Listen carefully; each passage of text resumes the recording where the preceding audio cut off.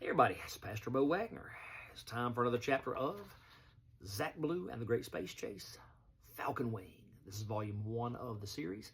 Volume 2 is Enter the Maelstrom. Volume 3, The Lines of Life, will be out soon. The cover is being designed now. So let's do chapter 11 tonight, shall we? The day came early on Veleronis 4, but that did not bother Zach or Daragon. Professional mischief makers tend to sleep very lightly, if at all, since they were always expecting an angry knock on the door. The cave was a few thousand feet behind them as they descended into the valley, and Andromeda was still sleeping soundly within it.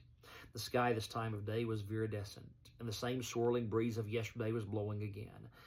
When Zach and Daragon began their trek, there was nothing to see in the valley below, as a haze was heavily resting upon it. The mountain peak across the valley, the point for which they were making, was easy to see, though. Our shortest path is obviously a straight line, but that haze in the valley worries me a bit. There's no telling what could be down there. What do you think? Daragon warbled and trilled, and from the tone alone, Zach knew he was spoiling for a fight and ready for anything. Got it. Haze or no haze, we go straight. Get the job done, rescue the girl, be heroes, print t-shirts. A tap of the inner jammer, engaged the weapons, and they were heading for the haze. It took about an hour to reach the edge of the haze, and it had not lessened any by the time they arrived. It was odd, really, very much unlike anything they were familiar with on Earth or the Mars colony. It seemed to be much like a vaporous blanket, but as they surveyed all the directions around them, it was the only patch of haze or fog anywhere. Hafegewilo. Odd is a very good word for it. Zach poked at the haze with the barrel of his weapon, and it parted to let the material in. When he withdrew it, it closed back up like a bucket of water would do if you stuck your finger in and then pulled it out. Taking a slow breath, Zach stepped down into it, and once more it parted ahead of him. Daragon followed, and in just a few steps they were completely enveloped. Breathing was a bit strained, kind of like trying to breathe in a sauna. The haze, though, was truly remarkable. It continually opened ahead of them and shut behind them, and if they were not going steadily downhill, they would have been very quickly lost and disoriented. I really don't like this, not even a little. Daragon responded with several rapid clicks that Zach knew meant his friend was somewhere between annoyed and worried. When they started out so early in the morning, it had been with enough overconfidence to take on an army by themselves. Somehow, the sight of a beautiful Tark/girl would do that, I suppose. But the haze, while clouding their pathway, had cleared their minds. There was presently no thought of the beautiful Andromeda telecraft. There was just the realization by both that this was not what they had intended to get into when they escaped from Earth.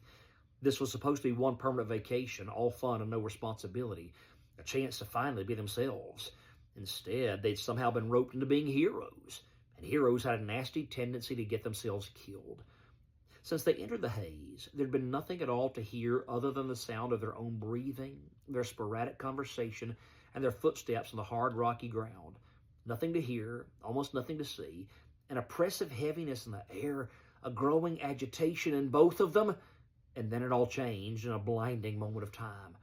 The second they stepped out of the haze, the light made them drop to their knees and snap their eyes shut. Tears were instantly streaming down their faces. "It's like that the first time you come down out of the barrier." They could not see the speaker, but the voice was very clearly that of a little girl, maybe 10 or 12 years old. She was speaking a different language than anyone they'd ever met, including Andromeda. The beauty of the neuro-implanted universal translators that everyone on Earth or her colonies now had from birth was that whenever you heard a language you did not know, it would inform you that it was going to work, then immediately translate it for you seamlessly using the speaker's natural voice. It would also translate your words for the speaker using your natural voice. Once you did know a language, just like Zach knew Tark, it would let your brain do the work. No matter where they were in the universe, Zach and Daragon would be able to understand anyone and anything speaking to them. Within half a minute or so, both Zach and Daragon were able to begin blinking their eyes open, and they got back up onto their feet. Standing in front of them was, at least in appearance, a human little girl. She had pigtails and freckles, wide eyes, and a crooked smile. "Where are we?" "You're in the valley." Zach dared not make a sarcastic comment about the unbelievable obviousness of that answer. This was just a kid, and she may be of some help to them.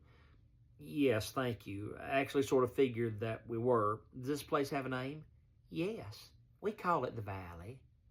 Daragon actually sort of snort laughed at that. He was getting a kick out of seeing his buddy befuddled by a simple child. Zach cut a glare back at Dargon, then turned back to face the child once more. The Valley. Okay, thanks. That's quite a nice name for it. And what's your name? My name is Sibylla. Sibylla.